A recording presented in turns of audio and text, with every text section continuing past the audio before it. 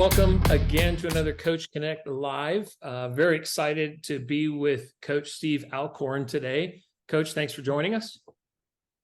You're welcome. Thanks for having me. So we are going to tackle some recruiting questions from someone who's been doing this for a long time. And Coach, just in case someone doesn't know who you are, can you give us a little background and bio, if you will, of where you've coached and just tell us a little bit about yourself? Well, I started coaching travel ball. I had three daughters. Excuse me. I have three daughters, all three of which who played in college. I coached them the whole way up through probably starting at 8 or 10 under. I coached up through 5 years at the gold level. So I was at Gold Nationals twice, once in Oklahoma City and once in San Diego, California.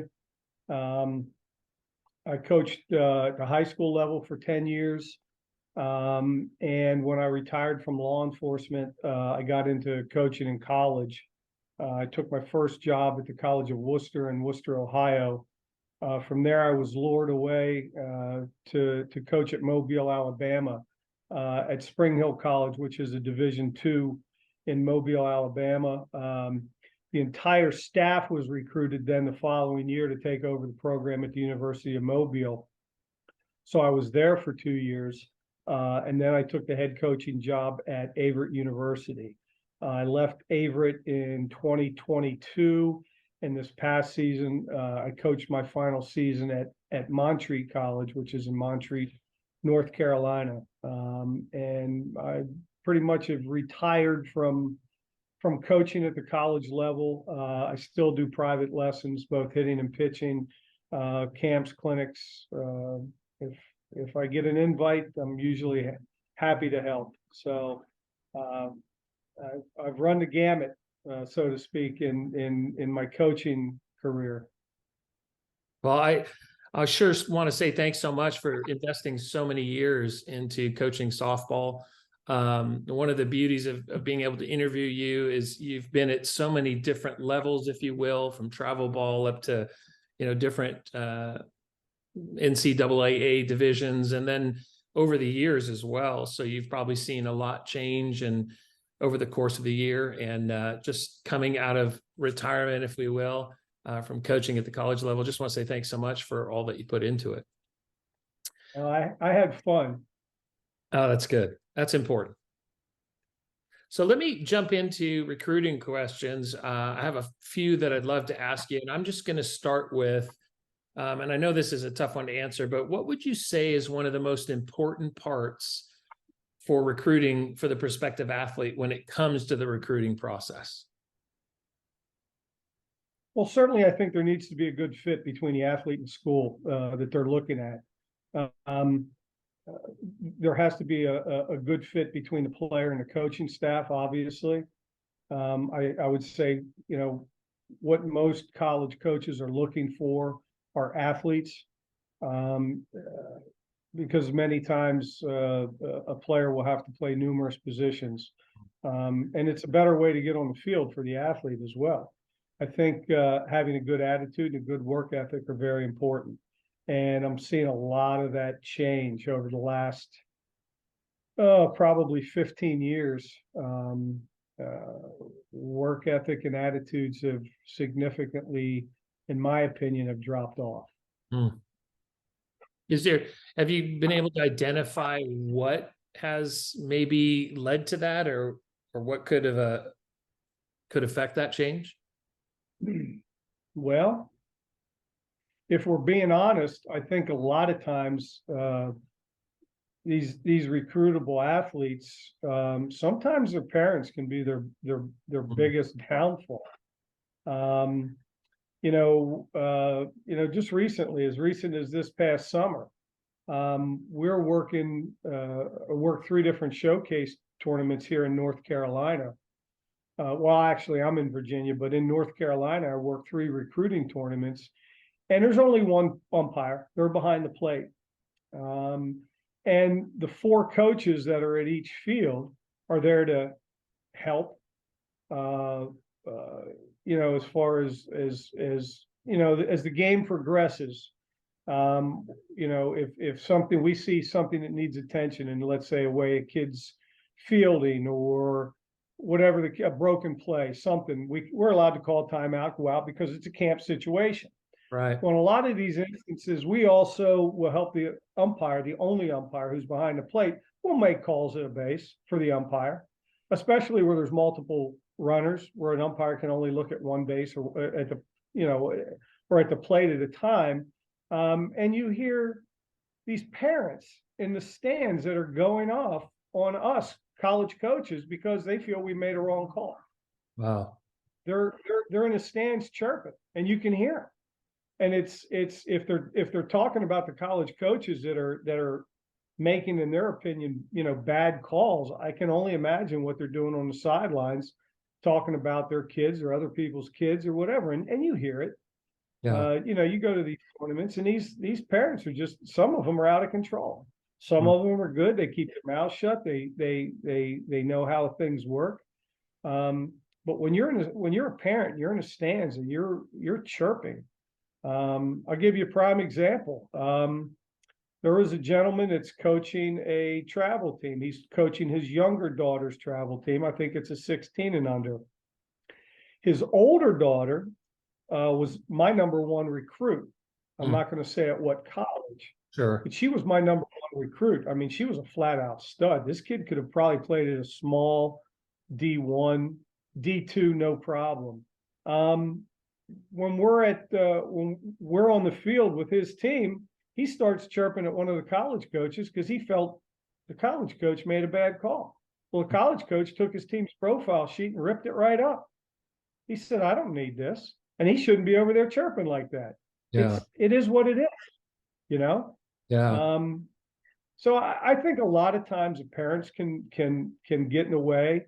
And you have to remember that as a college coach, we're not only recruiting a kid, we're recruiting a family. That's a good point. And we don't want any problems. Yeah, we don't want any problems once that kid comes on campus. So, Yeah. long answer. I hope that I answered your question. No, you did. I think, you know, making sure you have the right college is key, but I think it's one of the things that a lot of prospective student athletes and parents don't realize is that they're not just looking at the athlete, they're looking at the parents and how they act. I've had other coaches mention that they watch them from the time they get out of the car, who carries their bag, their attitude up to the field, the pre-workout. I've even heard some college coaches say, I don't even need to watch the game. I can tell everything I need to know before they get on the field. That's absolutely correct. When you see a kid warming up before a game, if she's just, you can tell if she's going through the motions or if she's really intense and is really in tune what she's doing. Yeah. Oh, that's good. That's helpful. So what advice would you give a senior in high school? Somebody who wants to play at the collegiate level. They've gone to the showcases. They're doing everything that they need to do or they know to do, but they've only got about 8 months left till they graduate and they haven't been recruited yet. Any advice to someone in that position? Well, if they can get to a summer camp or a winter camp, a lot of colleges will hold winter camps. They'll run pitching clinics or hitting clinics.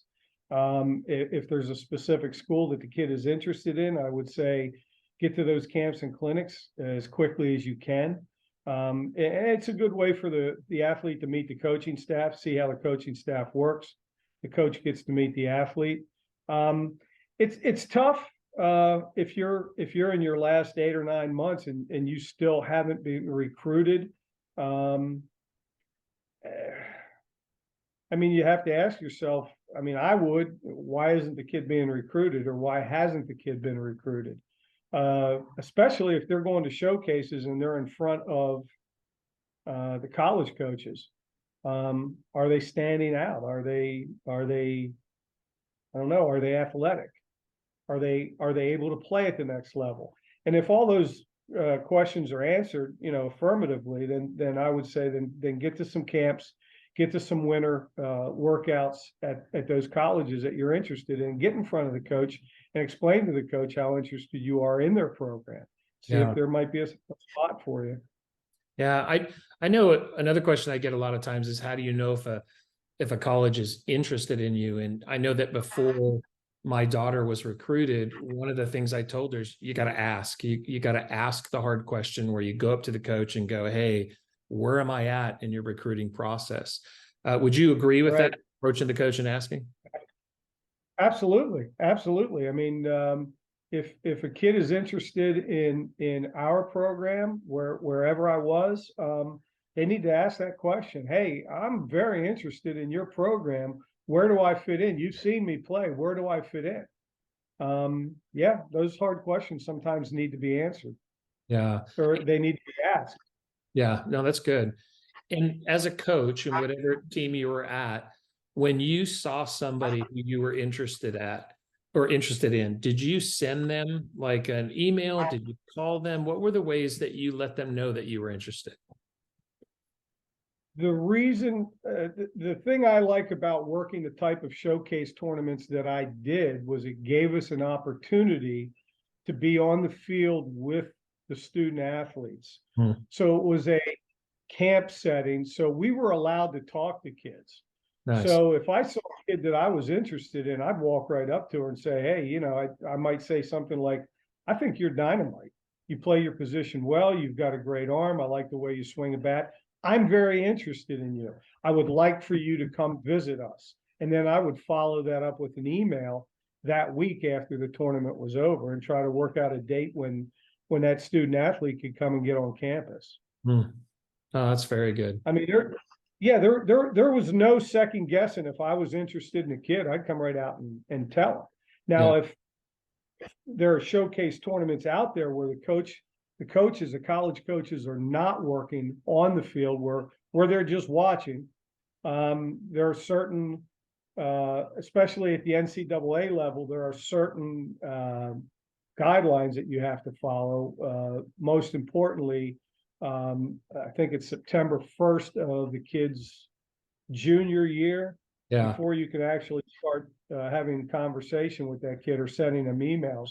A lot of times, you know, I've gotten emails from kids that are in 7th and 8th grade. I mean, what do you do with those? I've Yeah. got so many other emails that where there's kids that are year, 2 years, maybe 3 years out that I'm dealing with. How do I deal with a kid that's in 7th or 8th grade? Generally, I don't. I may send them an email thanking them. And while we're on that vein, I will tell you that college coaches also get, well, as you know, they get a ton of emails. Right. But we'll get flooded with emails, let's say from a recruiting service, NSR, whatever the case may be, where these kids will send you a 3-paragraph email. Not once will they mention that they are interested in your school or mention the name of your school. They just go on and on and on about, I've been playing softball since I was 6. By the way, we don't care. It's what you're doing now. But they'll go on and just tell us, I'm fast on the field. I'm a slab. Do this. I do that. Not once do they ever. Well, I'm sorry, but those emails get deleted. Yeah. Because they're telling me they're not interested in my school. They're just sending out a mass email. Hmm. And you can tell the difference when one is personalized and one is just a mass email that was sent out to probably 20 or 30 different coaches. Yeah. We tend to ignore those. Yeah, that's So fair. don't get, as a recruitable athlete, don't get caught up in that trap of sending mass emails. And the other thing that happens when you do send mass emails is you forget to change the name of the college in the body of the email or the college coach's name. Yeah. They also get deleted. I can imagine. Yeah, I've heard a lot of coaches say, you know, they don't need a book. They don't need you to email them a book, but personalize it is huge. What you like about their college, or just so they know it's not a form letter and you are actually interested in them. So yeah. Absolutely. So let me ask you another question. So many people talk about D1 as the top, and then JUCO's the bottom. And can you just speak to playing college at any level? Because, you know, you get some people say, hey, it's D1 or nothing. Right. Yeah. And I dealt with a lot of those parents in my time As a travel coach, one organization I coached in, parents were at a meeting and they said, well, we want our daughter going D1. And the president of the organization, who knew this young lady very well, said, well, quite frankly, your daughter can't play at the D. It doesn't matter. It doesn't matter. She's going D1. And I don't think that worked out real well for her, because she came back home, played D3 for the last 3 years of her career, and did exceptionally well at that level. So I was fortunate. I had two daughters that played at the Division I level. Our third daughter played at the Division III level and then transferred to the NAIA level, where I was coaching at Mobile. So I guess you could say that, other than D2, my kids have played pretty much at all level in college, from D1 to except for obviously JUCO and D2. There are parents out there that say, yeah, D1 is it.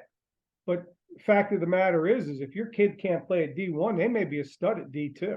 Yeah. Or they may be a stud at NAIA or D3 or whatever the case may be. Yeah. When my daughter was looking at recruiting, and I always told her, you got to pick at every level. I said, you can have a dream school and you got that D1 Power 5. You're like, I really want to go there, but I want you to find a D2 you like, and a D3 and an NAIA, and really look it out. Because the thing I stressed to her was, statistics say, a new one just came out, 5.7% of all softball players actually play at a collegiate level. And that's across the board. So when she committed, I said, you just became part of that 5.7%. And for me personally, I go, I don't care if it's D1 or if it's, NAIA, whatever it is, you're playing in a position where only 5.7% of the girls get to do it. And so I get that. I want to play at the best. And if you can, great, more power to you. But I always tell kids, widen your look so that you include all levels to really find out what you want. Mm-hmm. I agree 100%. You have to. You have to. You can't put all your eggs in one basket, because you're going to be sorely disappointed when the D1s don't come knocking. But there's a 20 D2s and 30 D3s and some NAIAs and some JUCOs that are knocking at your door. Well, somebody's telling you something. You better listen. Yeah. No, that's good. And something you mentioned before, I just want to tack on. A lot of people will ask me, hey, what have you found to be some of the best recruiting tools or whatever? And I feel like going to, if you don't know a college at all, go to a camp that has multiple colleges there. And if you do have some colleges you're interested, no matter what, get to those camps that they're having, because you get to learn so much more about the college and the coaching staff and the players. Would you agree with that? How important getting to a college camp is? 100%. When my kids started, when they were at recruiting age, I was a little apprehensive about going to camps because the team that my oldest daughter played with was a powerhouse out of southeastern Pennsylvania. In fact, they've won ASA Gold Nationals at one point after my daughter had left. But the coach there knew, I think he knows probably every Division I college coach on the East Coast, as well as a lot of them on the West Coast. At one of his camps, he flew Ralph Weekly in at the end of a workout just to sit down for an hour and talk to these kids about the recruiting process. That's how well connected he was. So we didn't have a real big problem there on her finding a place, because he brought in the coaches. But my point being is, I wasn't sure about that when my kids were recruitable age. But the further I got into it, I thought, what a marvelous way for a kid to learn about the coaches at the school that they're interested in, and how a two-way street. The coach gets to know the athlete gets to know the coach. They can spend time looking at the campus. Yeah, I think it's a great way to figure out where it is you want to be, because you're going to get on campus. The kid's going to get on campus and they're going to go, yeah, this feels like home for 4 years, and they're going to know. They're going to know. It's the funniest thing, when my daughter finally went to the college she committed to. When she walked on, I remember halfway through and meeting the coach, she turned to me and she goes, I feel like this place was handpicked for me. And then later we talked about it and she said, you know, everyone said when you walk on, you'll know. And she used to always go, gosh, I don't know how you know. And that doesn't seem realistic. And then she goes, oh, I know exactly what people meant, because it just became this great fit for her. And she goes, no, I know this is where I want to go. And she wanted to commit right on the spot. And I said, hey, let's take a few days, you know, and I could only hold her off for about a week. And then she called and said, I'm in, and, you know, went from there. So let me ask you another question. So when it comes, we all know that ultimately it's up to the prospective athlete to get recruited. You know, they're the ones who are playing, and parents can help and all of that. But what role should your travel ball coach play, if any, in the recruiting process, would you say? I think they can be a huge asset.